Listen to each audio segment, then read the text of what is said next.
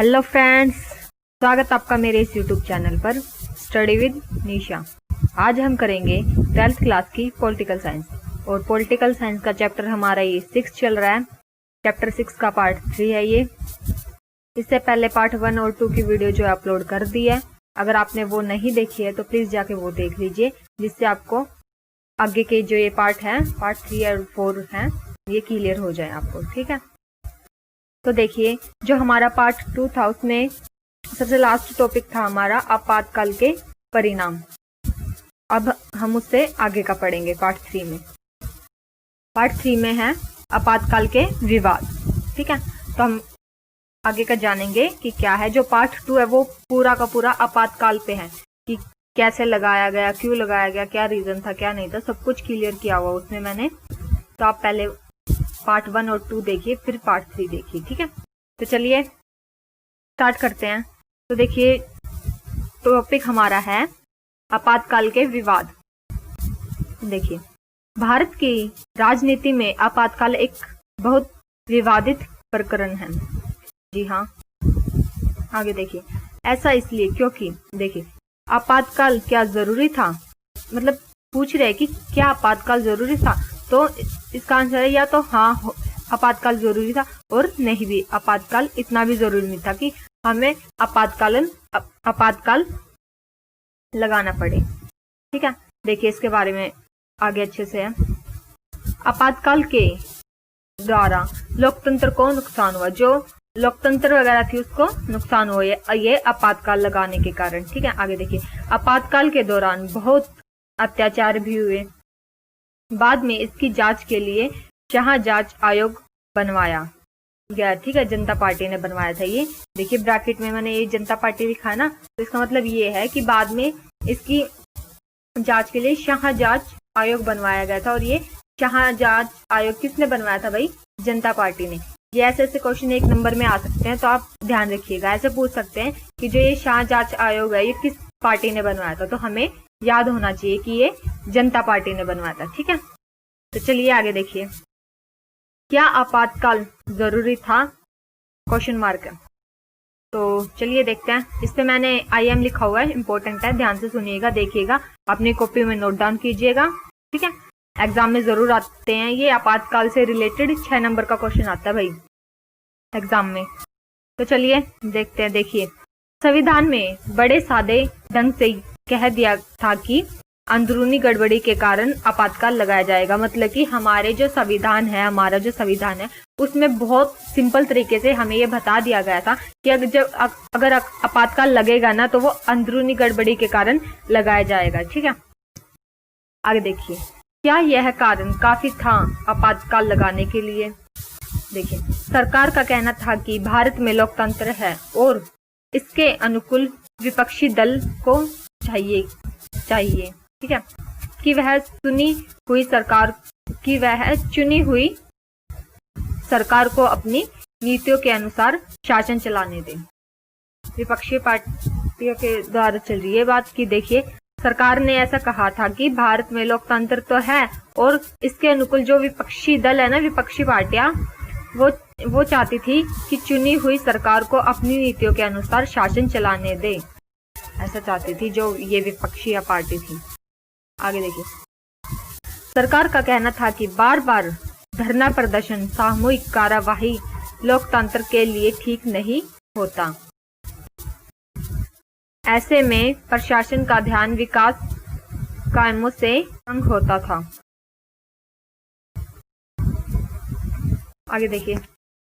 इंदिरा गांधी ने कहा कि शाह आयोग को चिट्ठी लिखी और शाह आयोग को बताया गया कि विनाशकारी ताकतें सरकार के प्रगतिशील कार्यक्रमों में अड़ंगे डाल रही थी और मुझे गैर संवैधानिक साधनों के बूते सत्ता से बेदखल करना चाहती थी। इंदिरा गांधी ने ऐसा कहा। आगे देखिए। आपातकाल के दौरान CPI एक पार्टी है। ठीक है भाई, इसका ये याद रखिएगा, जो ये CPI है ये पार्टी है। तो देखिए क्या आपातकाल के दौरान CPI पार्टी ने इंदिरा का साथ दिया। भाई इस टाइम पे इंदिरा गांधी के साथ कोई नहीं था, कोई भी पार्टी नहीं थी, तो CPI पार्टी ने इंदिरा गांधी का जो है साथ दिया। लेकिन बाद में उसने भी यह महसूस किया कि उसे कांग्रेस का साथ देकर गलती की। बाद में ये जो सीपीआई पार्टी है ना, इसने भी ऐसा महसूस किया कि भाई मैंने गलत किया इंदिरा गांधी का साथ देके, कांग्रेस पार्टी का साथ देके। इसने पहले तो इसने साथ दे दिया इंदिरा गांधी का, लेकिन बाद में इन्होंने भी छोड़ दिया था, किसने, सीपीआई पार्टी ने। ठीक है, आगे देखिए आपातकाल के दौरान क्या क्या हुआ, मतलब कि जब आपातकाल लगा तब क्या क्या हुआ, क्वेश्चन मार्क है भाई। देखिए इस पे मैंने IM लिखा हुआ है, मैं एक बार फिर बता दे रही हूँ आपको जी कि ये जितने भी आपातकाल से रिलेटेड क्वेश्चन आ रहे हैं पार्ट 2 में भी और 3 में भी आ रहे हैं ये, तो आपातकाल वाले बहुत ज्यादा मोस्ट इम्पोर्टेंट है। ये आपातकाल कहीं से भी पूछ लिया जाता है, 6 नंबर का क्वेश्चन आएगा ये एग्जाम में। तो आप ये आपातकाल वाले जो टॉपिक जितने भी आते जा रहे हैं आप उनको ध्यान से सुनिएगा और समझिएगा। तो देखिए आपातकाल के दौरान क्या क्या हुआ, इसके बारे में पढ़ते हैं हम। देखिए क्या हुआ, शक्तियों का दुरुपयोग हुआ। ठीक है, जो ये शक्तियां थी इसका दुरुपयोग हुआ। देखिए 20 सूत्री कार्यक्रम की घोषणा की गई, मतलब कि इस टाइम पे, इस समय पर 20 सूत्री कार्यक्रम की जो है वही घोषणा हुई।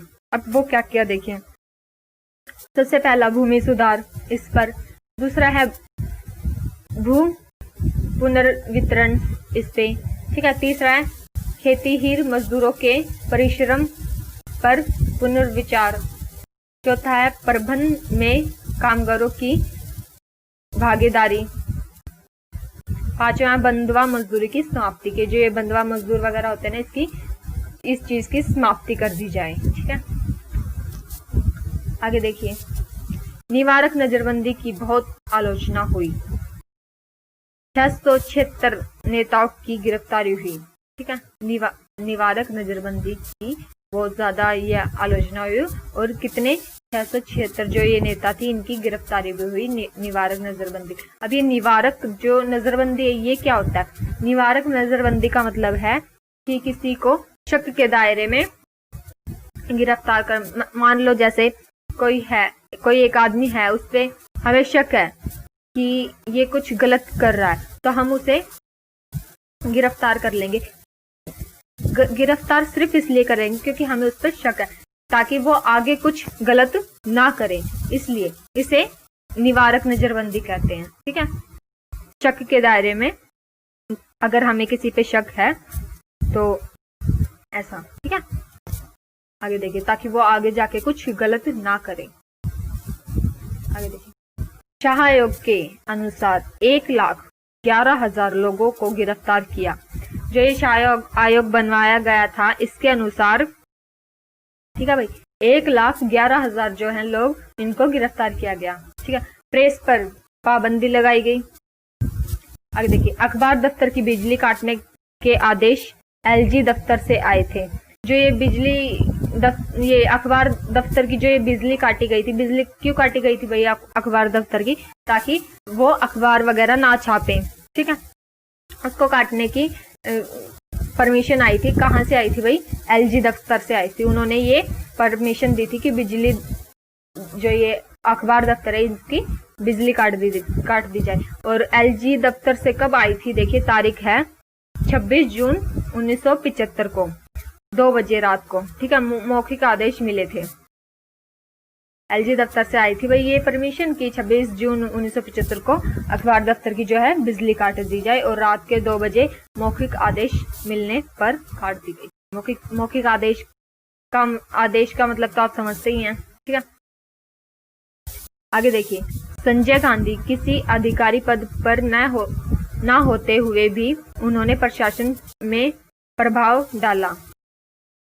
संजय गांधी भाई इंदिरा गांधी के बेटे हैं। ये यहाँ पे इस लाइन का मतलब है कि संजय गांधी किसी अधिकारी पद पर न होते हुए भी, मतलब कि ये ना तो कोई नेता थे ना कोई मुख्यमंत्री, मतलब कि कुछ भी नहीं थे, किसी भी पद पर नहीं थे। ये इंदिरा गांधी के बेटे हैं, ये संजय गांधी। तो ठीक है, ये किसी भी पद पर नहीं थे, ना ही नेता, कुछ भी नहीं थे, और फिर भी इन्होंने प्रशासन पर प्रभाव डाला, सरकारी कामकाज पर,